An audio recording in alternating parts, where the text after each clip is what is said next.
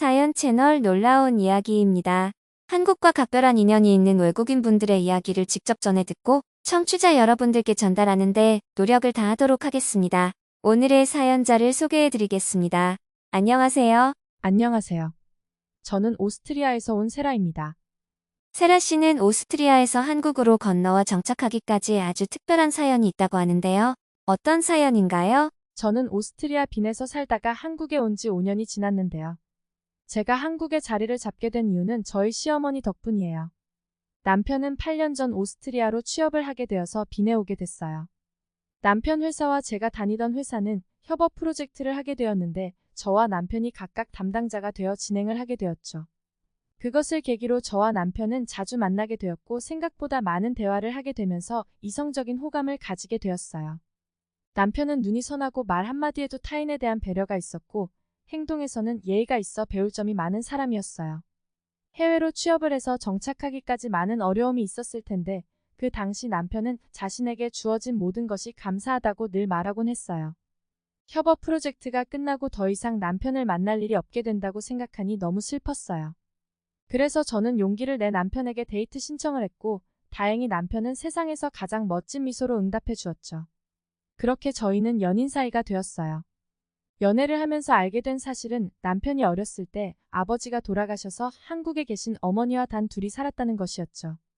저 역시 어렸을 때 부모님이 이혼을 했고 엄마가 저를 10살까지 키워주셨다가 재혼하면서 할머니 손에서 자라왔죠. 남편과 저는 부모님의 부재에 대한 아픔과 그리움을 가지고 있었는데 서로 이런 부분을 감싸 안아줄 수 있어서 더 행복했어요. 오스트리아에 있는 동안 영상 통화로밖에 뵙지 못했지만 시어머니는 저를 귀한 사람이라고 말해주곤 했어요. 시어머니는 낯선 서양인인 저를 단 한 번도 어색해하지 않았고 부모님 손에 성장하지 못했던 저를 안타깝게 여겨줬어요. 그래서 늘 영상통화 마지막에는 한국 엄마가 너희를 사랑해라고 말해주곤 했어요. 저는 그 말이 듣고 싶어 남편과 있을 때면 늘 영상통화를 했어요. 진짜 엄마가 사랑하는 자식에게 해주는 말이라는 것이 느껴졌었거든요. 그리고 저희는 결혼을 약속하게 되었고 시어머니 역시 축복한다며 저희의 결혼을 축하해줬어요. 저에게도 안정을 줄 수 있는 가족이 생긴다는 사실이 꿈만 같았어요.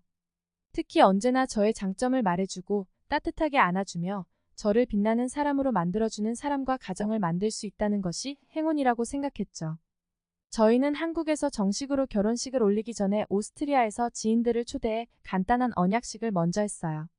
저는 어쩌면 남편을 처음 만난 날부터 그와의 결혼을 상상하고 꿈꿨는지도 모르겠어요. 그날 우리 두 사람은 정말 아름다웠고 사랑스러웠어요.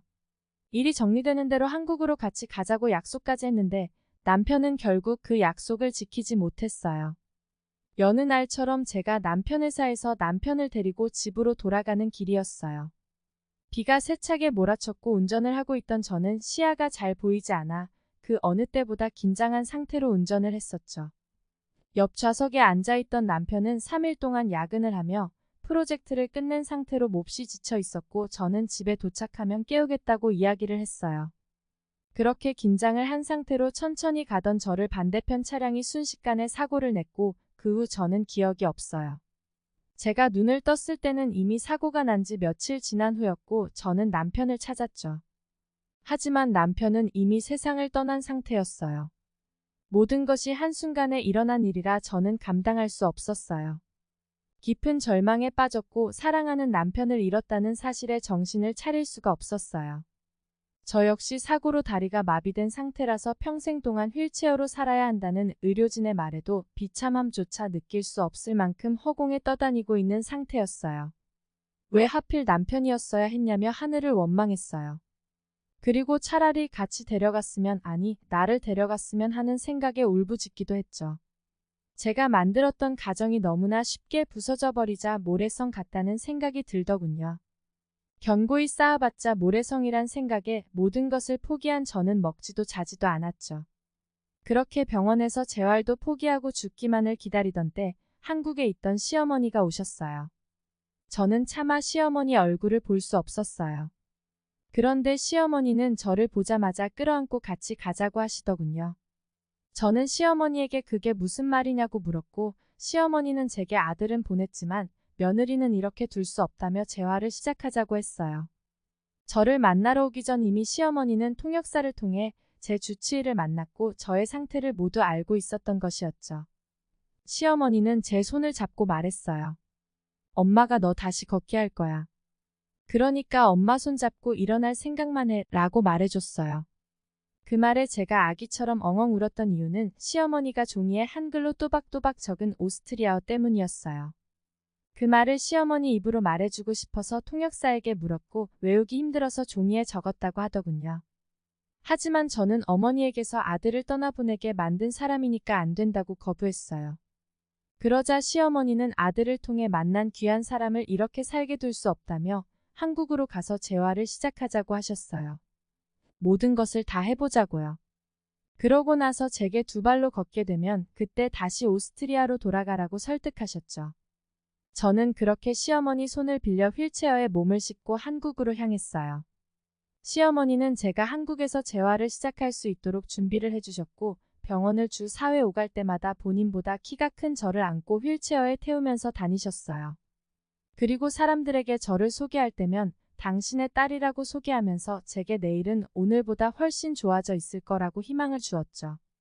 그렇게 저는 2년이 넘는 재활을 해야 했어요. 제가 처음으로 스스로 휠체어에서 일어난 날 시어머니는 다 됐다며 이제 걷는 것은 시간 문제니 걱정 말라고 안아주었어요. 그리고 또 제가 처음으로 걷던 날에는 이제 곧 오스트리아로 갈 수 있을 거라고 좋은 날 다 왔다며 힘내라고 응원해 주었죠.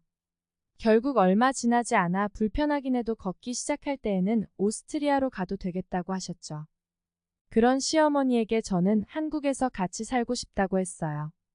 시어머니가 없었다면 저는 아마 휠체어에서 단 한 발도 움직이지 못했을 테니까요. 하지만 시어머니는 저를 거부했어요. 자신의 아들과 혼인신고도 안 했고 오스트리아에서 친구들과 언약식한 게 전부인데 왜 같이 사냐며 오스트리아로 돌아가라고 하더군요. 저는 이제부터 시어머니가 아니라 엄마와 딸로 함께 살고 싶다고 했어요. 남편을 통해 제가 빛날 수 있었다면 어머니를 통해 저는 숨을 쉴 수 있었다고 말했어요. 그래서 엄마랑 함께 살고 싶으니까 딸 버리지 말라고 매달렸죠. 병원에서조차 휠체어를 타야 한다고 했던 저를 결국 어머니가 걷게 만들어줬고 새 삶을 선물해줬으니까요. 그리고 또 어머니와 함께 살아야 하는 이유가 있었어요. 남편과 단 둘이 살고 있던 시어머니는 아들이 떠나고 난 뒤 혼자 남겨지실 텐데 저는 그게 너무 마음이 아팠어요. 제가 2년간은 시어머니에게 보살핌을 받았지만 이제 남은 시간은 제가 보살펴드리고 싶었어요. 그렇게 서로 한참을 끌어안고 울었던 것 같아요. 사랑하는 사람을 떠나보냈지만 남은 인생은 서로 의지하며 살아가기로 했어요. 그렇게 저와 시어머니는 다른 여느 집 엄마와 딸처럼 서로 의지하며 살고 있어요. 제게 시어머니는 희생과 사랑을 보여주셨고 제가 앞으로 어떻게 살아가야 할지 지침서가 되어 더 좋은 사람이 되게 만들어주셨어요. 저는 언제나 매일 아침 저녁으로 꼭 시어머니께 드리는 말로 마무리하도록 하겠습니다. 엄마, 사랑해요. 네, 떠나보낸 가족의 자리를 채울 수는 없겠지만 부모님의 사랑을 받을 수 있게 되어 다행이라고 생각이 듭니다. 지금까지 다양한 사연을 전해드리는 채널 놀라운 이야기였습니다. 다음번 영상에도 좋은 사연으로 구독자 여러분들과 함께하겠습니다. 감사합니다.